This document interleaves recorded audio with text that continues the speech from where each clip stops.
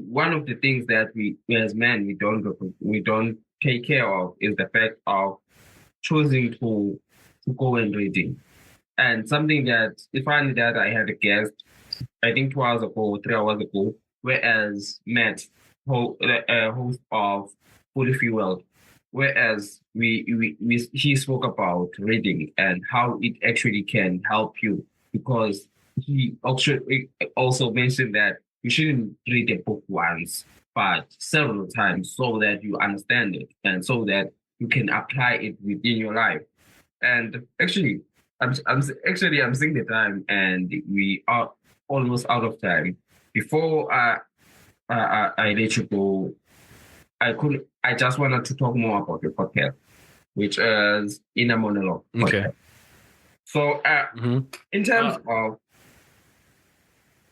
I have two podcasts. Inner Monologue is a conversational interview show, kind of like this, and then Stages is one that I started about a year ago, and I just post an episode every once in a while, and it's more of like an audio diary of me like working through my grief.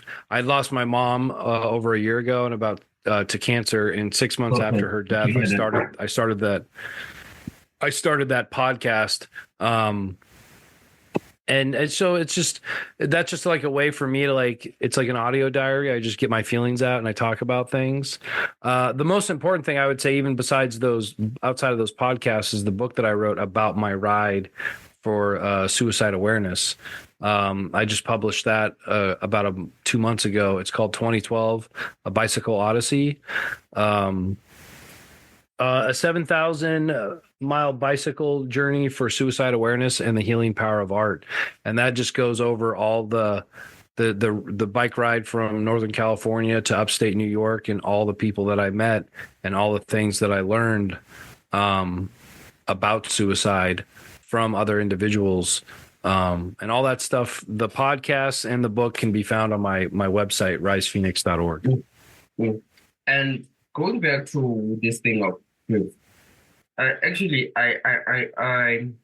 started to realize it recently that it's quite, as you spoke about feelings, it's quite important to express those feelings because I was in the middle of a conversation I had. I guess I forgot her name. She's from Australia, and we spoke, and whereas in terms of the conversation around grief came up. And when I spoke about it, I don't know actually what triggered me in a way, but something triggered me. And whereas I had to go back and look back and flip and realize that I have lost so many people in my life and wasn't able to grieve them properly, wasn't able to show emotions properly because I lost my uncle, I lost my grandmother, and I lost my stepfather. And recently, 2 months ago, 3 months ago, I lost my grandma on my mother's side. Wow. And I had this perception that not to feel this, I need to work in terms of pushing myself to work more and more and more and more and having no rest. And I realized that it has a huge side effect on me. It has a huge thing that being not able to feel you have the emotions. At some point, you spoke about anger, something that you don't realize. As much as there are times that anger is necessary, because apparently there's good anger and bad anger, whereas you're able to just cultivate those feelings, being able to allow them to not actually internalize them in a way of repressing those emotions in a way. So I realized that the reason why sometimes I had anger is the fact that I always had to keep this, I would say, this feeling that I am having and being able to not deal precise in the correct way with anger, with grief. Actually, I feel like it's a great idea. It's a great thing that you're doing it in terms of in a podcast type of vibes because the people I in terms of the industry of podcasting, I have seen it.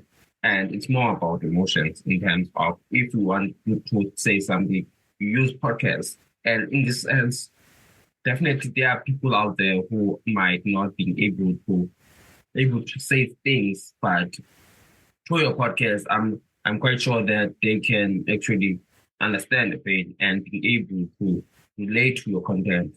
And it's quite important that you did that. And also, I believe that the two initiatives that you are driving, they are very important because, as I've said, that suicide is a stigma that it's around us, and sometimes we are afraid to talk about it because, at some sense, I remember we hold a prayer vigil. It was on a Sunday evening, whereas one thing I've realized the environment was hostile because we know that we were honoring the guy that actually killed himself, and people actually knew it. And in a way, when I I I sense the fact that they were not comfortable having the conversation because in, in, instead of talking about the thing that we're there for, we spoke about other things. And it's something that I feel like we should change the narrative around and be able to be open about this conversation and be able to say, okay, now this thing happened. What can we do as students? What can we do as society to prevent such thing to ever happen again?